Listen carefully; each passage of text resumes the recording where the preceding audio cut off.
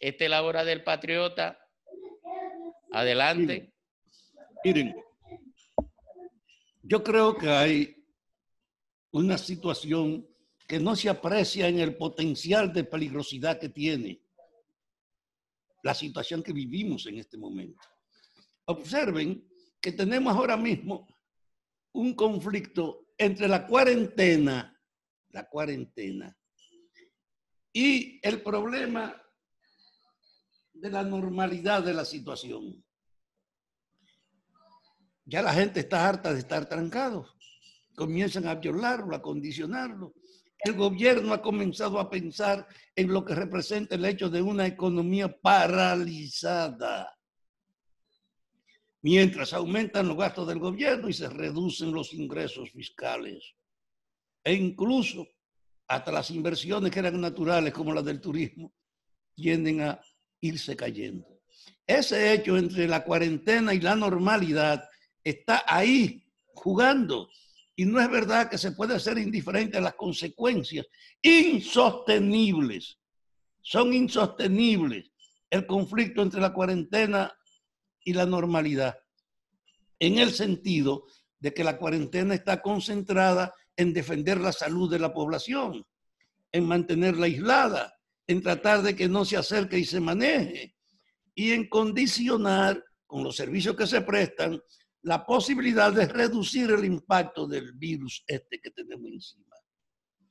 Pero la normalidad apunta a que las actividades económicas que están reducidas en el tiempo hasta del 6 de la mañana a 5 de la tarde, la actividad económica que está reducida al servicio de supermercado y de banco hasta las 2 de la tarde, representa, primero, un evidente riesgo porque hay una aglomeración constante ahí.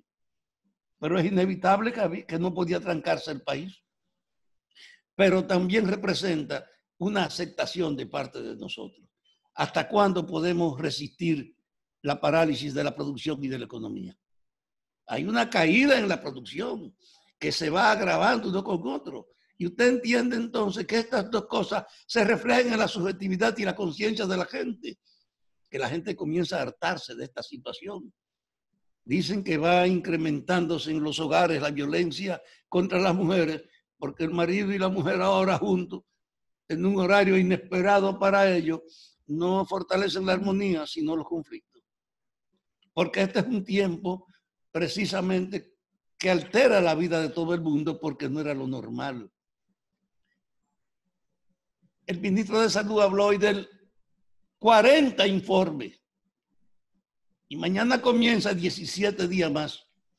Vamos a tener 2 meses prácticamente con la economía paralizada y con la gente replegada. Este país no tiene recursos para soportar esa situación. Es un desafío de cómo lo podemos manejar.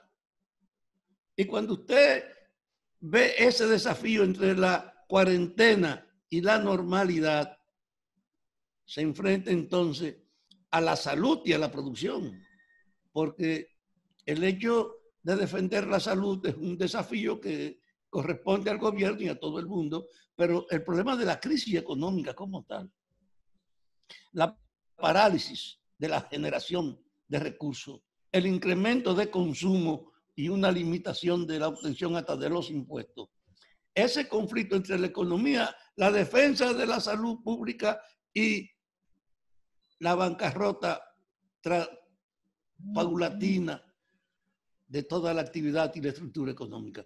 Esas dos cosas juntas, frente al hecho, como decíamos, de la cuarentena en general y de la normalidad, y usted se encuentra en estos dos detalles, la defensa de la salud y la bancarrota de la economía. Y cuando usted reúne esas dos cosas al hecho cierto de que estamos pendientes de unas elecciones que organicen el relevo de las actuales que van a cumplir, ¿usted se imagina que se prolongue con la forma actual la cuestión de la cuarentena y la ausencia de la normalidad, sometiendo a la gente a esta posición restrictiva que tiene ahora? Que siga entonces en nombre de la defensa de la salud la bancarrota de la economía y que en esta incertidumbre se agote el tiempo y no pueda cumplirse el compromiso de organizar el relevo de las autoridades. Entonces este país camina una situación que por su gravedad debió haber aceptado el gobierno crear una cumbre con todos los sectores para ver cómo abordaba esto de lo que nadie puede escapar. Yo dejé de convocar esa cumbre porque estoy convencido que al gobierno no le interesa la solución, sino la agudización de este conflicto. Que ese problema entre la cuarentena y la normalidad se mantenga. Que ese conflicto entre justificar las medidas de restricciones para defender la salud de la gente y la bancarrota económica, que siga, aunque ellos tengan que seguir recurriendo, como ahora están recibiendo un préstamo en dólares del Fondo Monetario y pueden seguir tomando prestado a todos los niveles o vendiendo hasta el alma. El hecho cierto es que cuando tú reúnes esas dos cosas, la normalidad y la cuarentena, que tienen un factor de perturbación, que tiene que ver la salud con la economía, en bancarrota los dos, y que esas dos cosas tienen entonces un problema, se está agotando el tiempo para organizar las elecciones que escojan las autoridades que deben relevar a las actuales, que se liquidan el 16 de agosto. No es verdad que esa convergencia de intereses es cualquier cosa.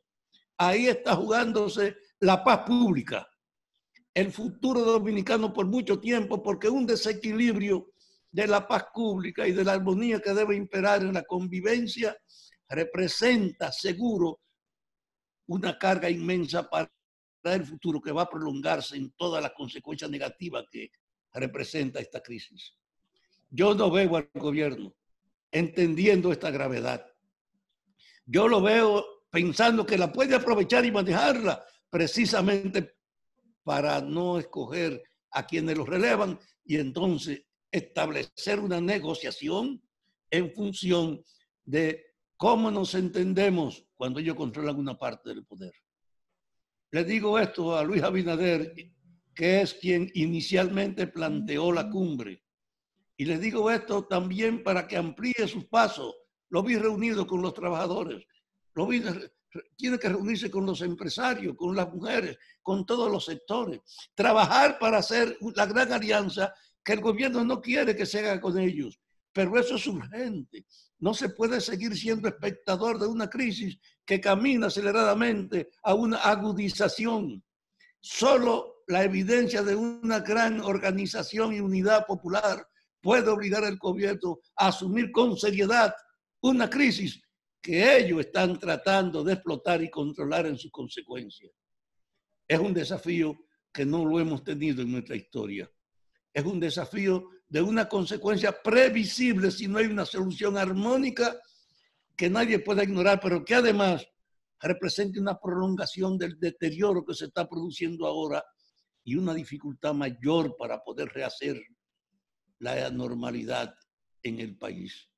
Sea pues nueva vez este llamado a ver el momento actual, un recurso que motive a todos los interesados en la salud del futuro, que los motive a propiciar un acercamiento con todos los sectores de la política o de la sociedad y las iglesias, porque es urgente que hagamos esa alianza. No esperemos más del gobierno, ni le pidamos más al gobierno. Ellos están trabajando para la confrontación y nosotros no podemos estar sin prepararnos también, porque terminará aplastándonos y además creando una anarquía en aras de permanecer en el poder. Jesse.